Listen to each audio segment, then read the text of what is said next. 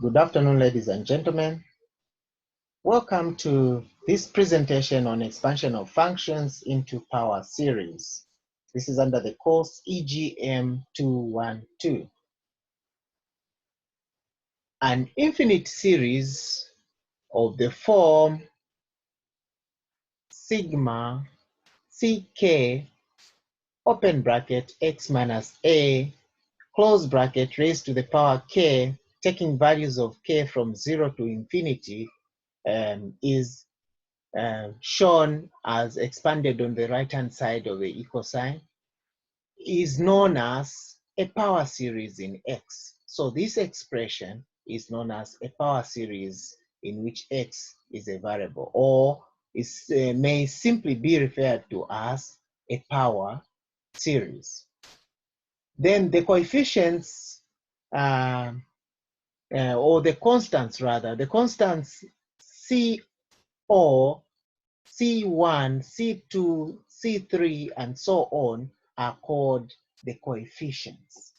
The constants CO, C1, C2, C3, and so on are called the coefficients of the power series. And the constant A, the A that is appearing in the expanded expression, or even on the left-hand side of the equal sign here, the A that is appearing throughout is known as the center of the power series.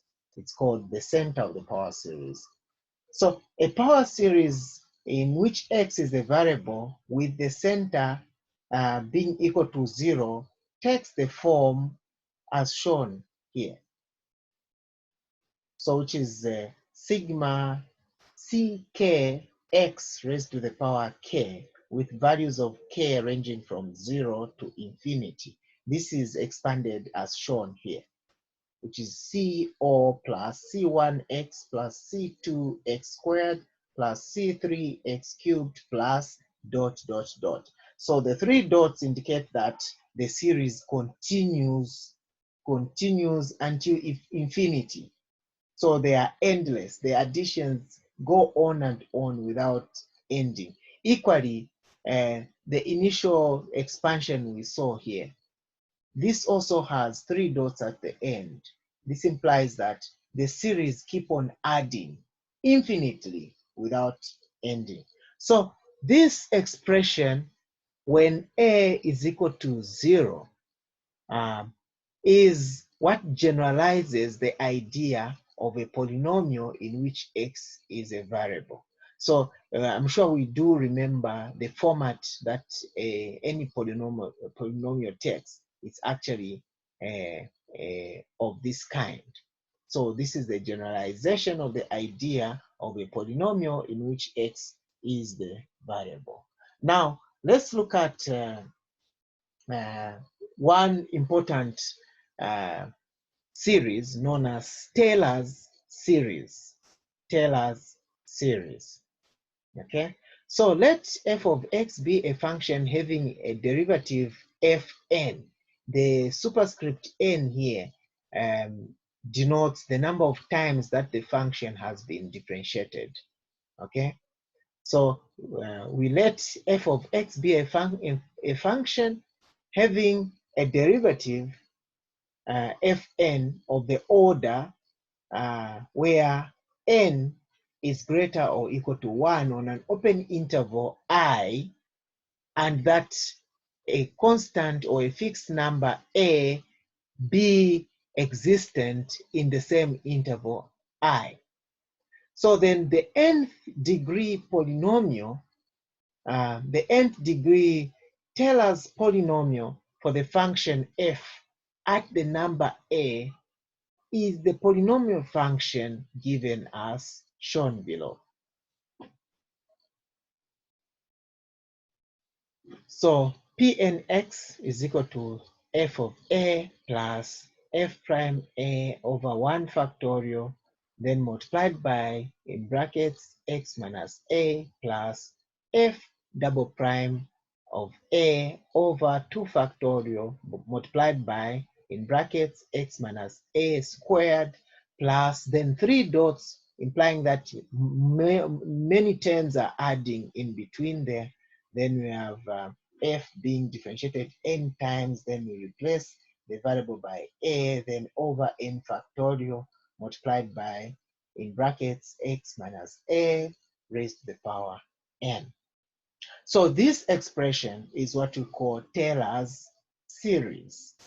Taylor's series. So the a is the center.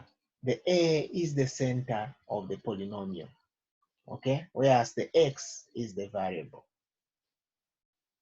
So the expression shown here can also be expressed as this. The only difference that we can notice here is that the product, the value that is being multiplied here, like in the second term we have x minus a. The x minus a is being taken to the numerator part. This is the x minus a. Here x minus a raised to the power 2 is appearing here. Then the x minus a raised to the power n is appearing here. So this is just one expression. Yeah, this is just one expression. So this is what we call Taylor's series. Yeah, so the Taylor's series may also be called Taylor's formula. Sometimes we refer to it as Taylor's theorem. So all these are just one and the same thing. Okay. So remember n factorial, just in case somebody has forgotten, though we know that we covered this part and in the lower course, the EGM 211. But in case one has forgotten as to how the factorial is found, this is the formula for calculating the factorial. N factorial is equal to, this is the way to calculate the factorial. Then there's also a very well-known definition. 0 factorial is actually equal to 1. I'm sure we all remember that. Okay. So let's look at some worked problems involving Taylor's series. Number 1, use Taylor's formula to expand the function f of x is equal to x over x minus 1 about the point where a is equal to 0, and the expansion should go up to the fourth term. Solution. So the first thing we need to do is get the given function. Then where there is x in the given function, we replace it with 2. So where there is x in the given function, we replace it with 2. So this is what is happening here. So the first stage, we say f of 2. So in the given function, if we replace by 2, we'll get the final answer as 2. Then we differentiate the given function, that is f prime x. We differentiate the given function. After differentiating it, it gives us this function, negative 1 over x minus 1 in brackets squared.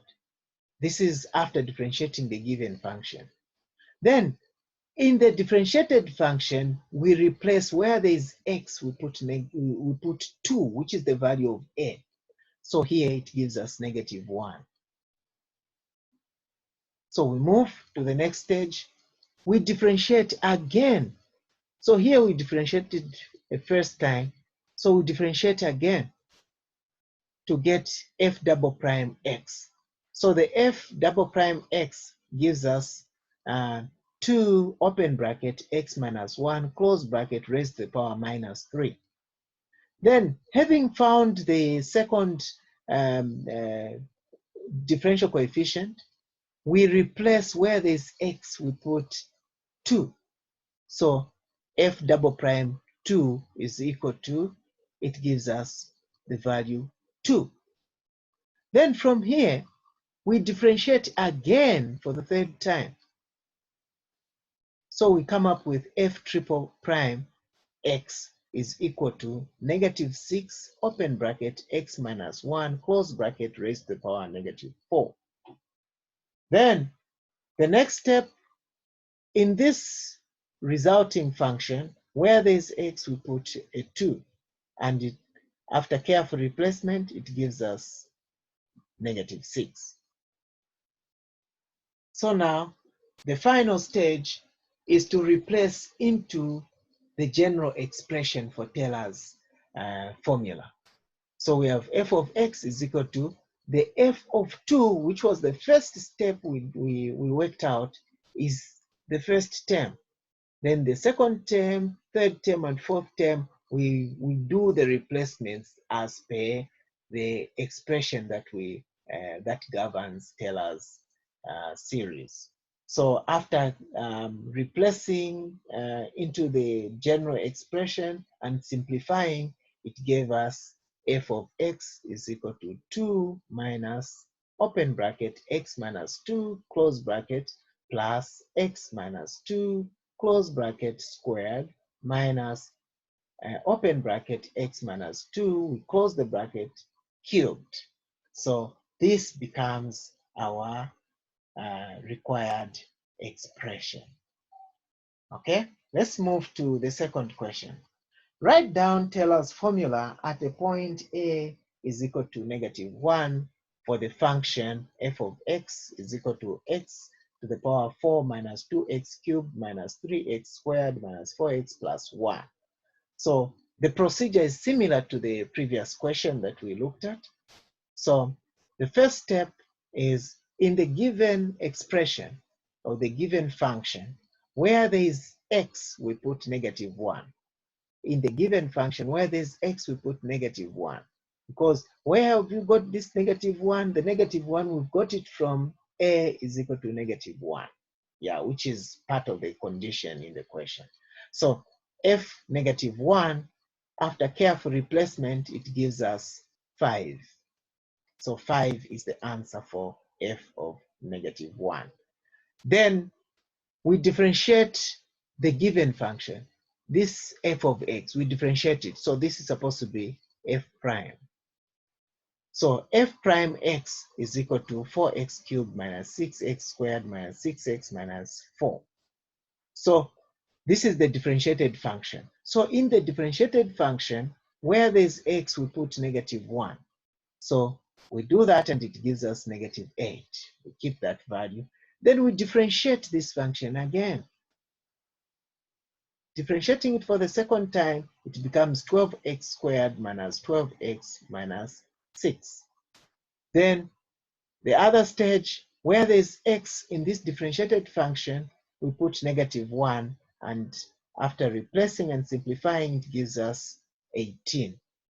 Then we move to the third differential coefficient. So from the second, we go to the third differential coefficient. Yeah, we differentiate it for the third time, it gives us 24x minus 12. Yeah, then where there's x, we put -1, and it gives us -36. It gives us -36. Then again, we differentiate the same function for the fourth time. After differentiating it for the fourth time, it gives us 24. So replacing, whether we replace or not, it will still be able to give us 24. So replacing by -1, it gives us the same answer, that is 24. Okay, so now we've collected all the needed data. So the final stage is to plug these values into the standard expression for Taylor's series. Okay, so this is the expression. So the given function is equal to, this is the expanded version. So after careful replacement, it gives us this expression. Okay, I think this is straightforward. Then we go to the third question. Find the Taylor's second order polynomial for the function f of x is equal to the root of x at the point where a is equal to 4. Solution. So we write down the standard expression for Taylor's series. Then we start the replacement. In the given function, where there's x, we put 4, because 4 is the value of a. So if we put 4 where there's a, the first term gives us 2. Then we differentiate the given function to come up with 1 over 2 multiplied by the root of x. Then in the differentiated function, where there's x, we put 4, and it gives us 1 over 4. From here, we differentiate the function again. Differentiating the function for the second time, it gives us negative 1 over 4 multiplied by the square root of x cubed. Having got that function, where there is x, we put a 4, and it gives us negative 1 over 32. So from here, we have now all the needed information in order to come up with a second order polynomial. So what do? In this standard expression, we simply plug in the values that we have calculated. So the first term is 2, then the second is 1 over 4, open bracket, x minus 4, we close the bracket, then minus the third term, which is 1 over 32, open bracket, x minus 4 squared over 2 factorial, which will be expanded out as, or simplified out as, 2 plus 1 over 4, open bracket, x minus 4, close bracket, minus 1 over 64, open bracket, x minus 4, close bracket, square. So we are required to find the second order polynomial, and this just answers that question. Okay. So we've looked at 3 typical examples of working out problems that involve Taylor's series. Let's move to another type of series known as Maclaurin's series. Maclaurin's series. So the Taylor's series for the function f of x at the point where a is equal to 0 is called the Maclaurin's series for the function f of x. We'll say that again. The Taylor's series for the function f of x at a is equal to 0 is called the Maclaurin's series for the function f of x. So Taylor's series is given by this expression. We already saw this expression on the first slide. The first, it should be the second slide. We showed this expression. So this is the standard expression for Taylor's series. So now, according to the statement here, we are told to say when the value of a is equal to 0, this is no longer Taylor's series, but Maclaurin's series. So in this expression, where there is a, we're going to put 0. So if we replace a by 0, it gives us this expression. F of x is equal to f of 0 plus f prime 0x plus f double prime 0x squared over 2 factorial plus f triple prime 0 x cubed over 3 factorial plus 3 dots there showing that there are many terms in between plus f n 0 x raised to the power n over n factorial. So this is what we call Maclaurin's series. Maclaurin's series. Let's look at some problems that involve Maclaurin's series, just how to work out problems that involve Maclaurin's series. So question number 1. Find Maclaurin's series expansion for the function 1 over x plus 1 as far as the terms in x raised to the power 4. So for the solution, this is very interesting, but again, very much related to the Taylor's series. So the first term, where there is x in the given function, we put 0.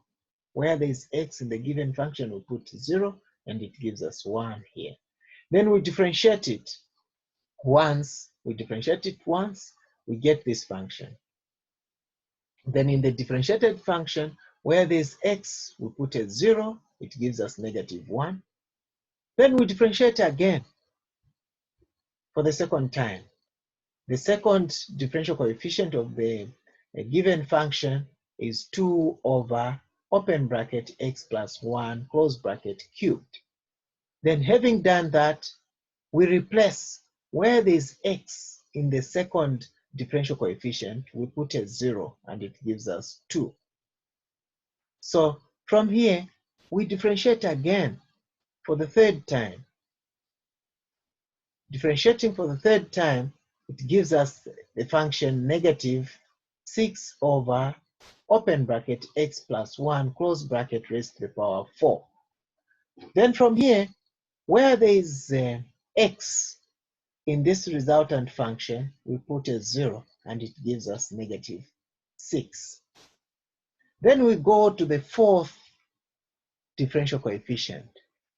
The fourth differential coefficient gives us 24 over x plus 1 in brackets raised to the power 5. So in this function, if we replace x by 0, it gives us 24. So now we've collected some information. So where do we go from here? We substitute into the given formula, into the standard expression. So replacing, this is the standard expression, replacing in the different values that we've just calculated on the previous slide, we'll have this expression. So it gives us 1 minus x plus x squared minus x cubed plus x raised to the power 4. Okay, because we are instructed to say we have to carry out the expansion up to the term where x is raised to the power 4. So if you replace carefully, you'll definitely arrive at this expression. Okay, let's move to the second question. The second is f of x is equal to e raised to the power x, which is an exponential function. So this part, we are looking at the expansion of transcendental functions into Maclaurin's series. The expansion of transcendental functions into Maclaurin's series. Let's just make a small change here.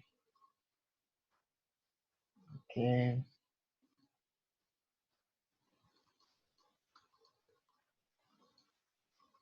Okay, just a small change. Right.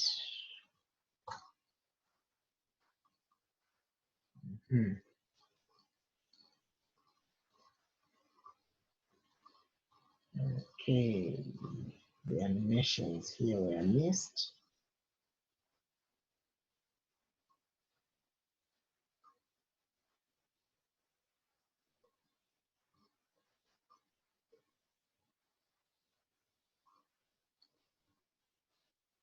Okay, so we have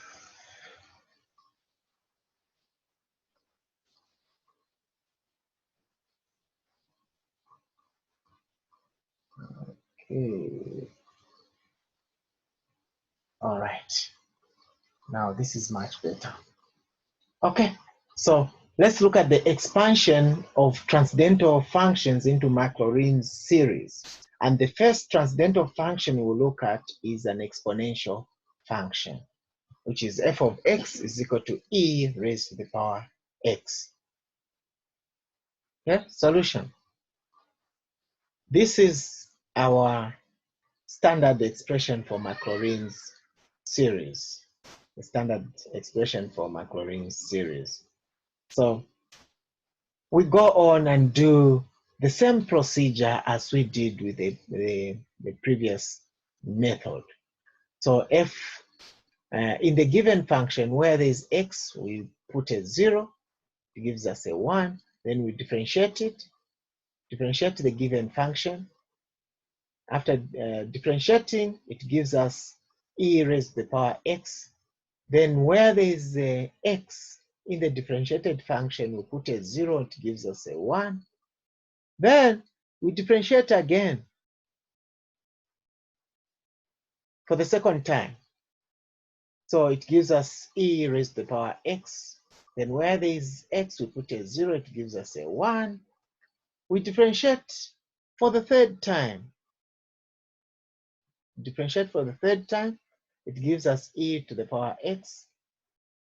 Then where there is x, we put a 0, it gives us a 1. So there are several differentiations that we can do, and it keeps on giving us the same value. So here we've demonstrated a case where the function has been differentiated n times, and it still gives us e to the power x. Then that same function that was differentiated n times, where there's x, we put a 0, it still gave us a 1. So then substituting into the Maclaurin's formula, we get the expression e to the power x is equal to 1 plus x squared over 2 factorial plus x cubed over 3 factorial plus 3 dots there plus x to the power n over n factorial plus 3 dots. So those 3 dots imply that it's an infinite series. It's an endless series. Okay, so this is an expansion of an exponential function. This is how an exponential function is expanded. So e to the power x is equal to this expansion. Let's move to the second question. The second question is a trigonometric function, which is f of x is equal to cos x. Solution, we follow the same procedure. The first term, where there's x, we put a 0, it gives us a 1. Then we differentiate. We differentiate the function with respect to x, it gives us negative sine x. Then in the differentiated function, we put 0 where there is x, it gives us a 0. Then we differentiate for the second time. So from here, we differentiate again. So differentiating for the second time, it gives us negative cos x. Then in the differentiated function, where there's x, we put a 0, it gives us negative 1. Again, we differentiate, which is now for the third time.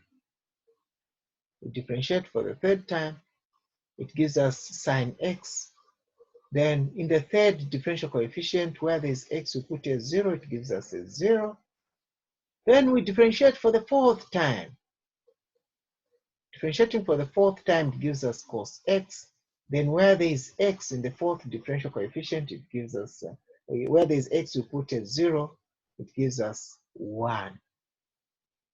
So now the final expression, after considering the standard way in which a Maclaurin expansion is written, replacing in the values, it gives us cos x equals 1 minus x squared over 2 factorial plus x to the power 4 over 4 factorial minus x to the power 6 over 6 factorial plus dot dot dot, meaning it's an infinite series, an endless series.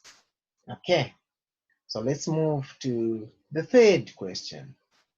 The third question is also a trigonometric function. This time it's a sine function. So f of x is equal to sine x. So the procedure is just the same as the previous question. So we expand out, we replace the first term is where you replace the value of x by 0, it gives us a 0. Then we keep differentiating and replacing the value of x by 0, differentiating, replacing the value of x by 0, differentiating, replacing the value of x by 0. And in the end, it gives us an expanded expression shown here, which is x minus x cubed over 3 factorial plus x to the power 5 over 5 factorial minus x to the power 7 over 7 factorial plus the values keep on adding just like that infinitely. Okay, let's look at the fourth question. The fourth question involves a natural logarithmic function. F of x is equal to ln open bracket 1 plus x. So the procedure is still maintained. So solution, f of 0 is equal to 0. So where there is x in the given function, we replace by 0. It gives us a 0. Then we start differentiating. So we differentiate the function. First time, it gives us 1 plus x in brackets raised to the power negative 1. Then where there is x in the differentiated function, we put a 0. It gives us a 1. Then we differentiate again for the second time. It gives us negative open bracket 1 plus x close bracket raised to the power negative 2. Then where there is x, we put a 0. It gives us negative 1. From there, we differentiate for the third time. The differential coefficient gives us 2 open bracket 1 plus x raised to the power negative 3. Then having got this function where there's x, we put a 0. It gives us a 2. We differentiate for the fourth time. Differentiating for the fourth time gives us negative 6 open bracket 1 plus x close bracket raised to the power 4, negative 4. Then where there is x in the fourth differential coefficient, we put a 0 and it gives us negative 6. So where do we go from here? We simply plug in the various values that we've got into the standard expression for the Maclaurin series, and we get our answer as x minus 1 over 2 factorial x squared plus x cubed over 3 factorial minus 1 over 4 factorial x raised to the power 4 plus it continues like that. So these two are supposed to be factorial. So we have oh no, sorry.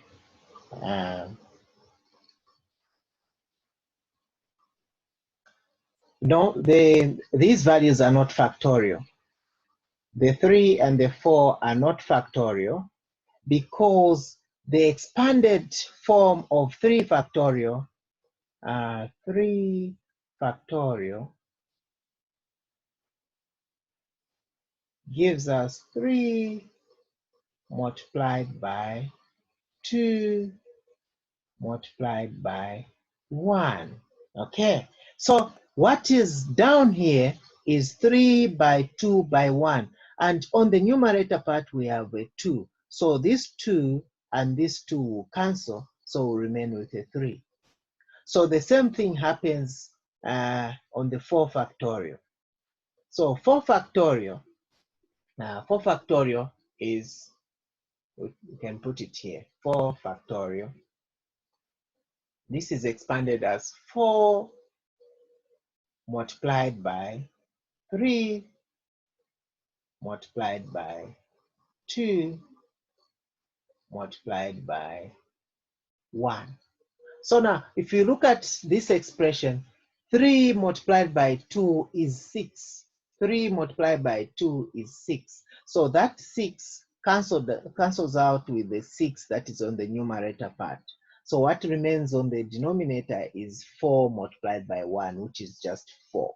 So the expression for ln open bracket 1 plus x close bracket is equal to x minus 1 over 2 factorial x squared plus 1 over 3 x cubed minus 1 over 4 x raised to the power 4 plus, then the additions go on and on infinitely.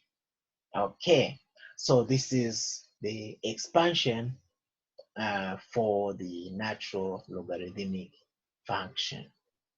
Now, let's look at some applications of power series expansions. Number 1, Let's expand the function e raised to the power sine x as a power series as far as x raised to the power 3. Solution. So since we now know that an expansion of e raised to the power x is equal to 1 plus x squared over 2 factorial plus x cubed over 3 factorial. Since this is a well-known fact, we can replace where there is x in this function. Where there is x on the superscript part, we put sine x. So we have e raised to the power sine x equals, in this same expression, wherever there is x, we put sine x. So we replace it, and it gives us this expression.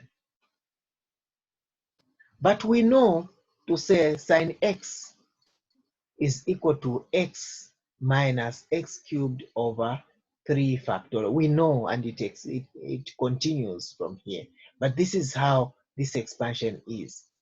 Yeah. So we'll end at x to the power 3. Why? Because the instruction in the question is that we should only go as far as x to the power 3.